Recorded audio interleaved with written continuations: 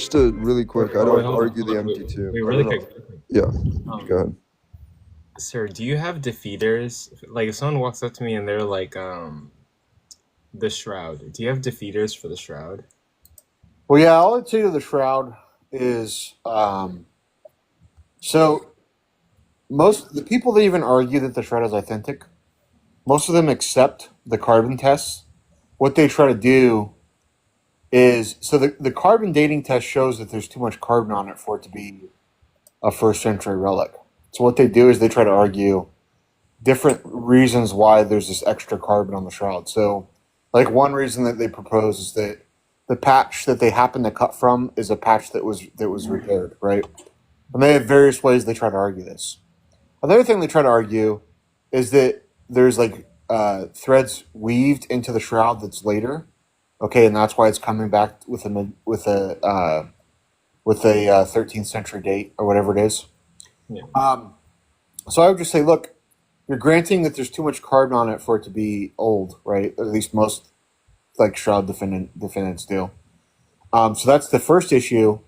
And the second issue with is the date that the carbon matches it to matches the historical record. So the first mention we have of it in the historical record just happens to be around the same time that the carbon dates it to. Right? And then lastly, and this is the most important thing, if you just want a quick response, just ask them, how does the Shroud prove a resurrection, right? Like, what about the resurrection would predict a relic like the Shroud, okay? Because they want to say stuff like, well, there was an intense amount of heat when Jesus resurrected, right? Well, what's the reason to think that? Like, let's just grant Jesus resurrected. If Jesus resurrected, why would that predict an intense amount of heat that would leave that kind of mark on a Shroud? Like, they can't give a reason for that, right?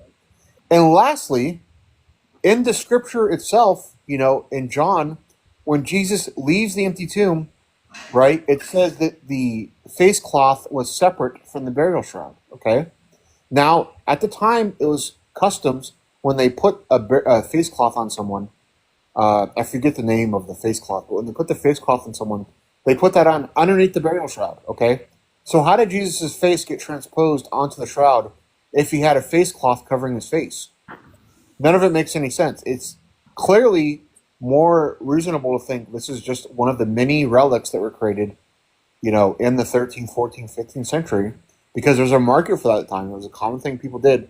They would create relics, they would put relics, store relics somewhere, and people would have to pay to come see them. This is a very common practice that happened in the Middle Ages. So the Shroud is just another example we have of such relic. Okay. I'm gonna take notes on all of that. I might post this on YouTube. Look, there's a great paper. I think it was 2024, 2023 that goes over literally all the arguments for and against the Shroud.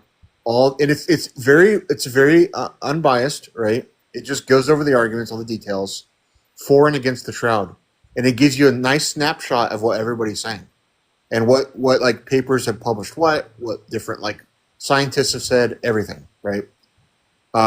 I can send you a copy of that paper. It's a really good paper. Oh, sure. Actually, yeah, I'll take it. So, What's the sir, name of the people again, J-Rob?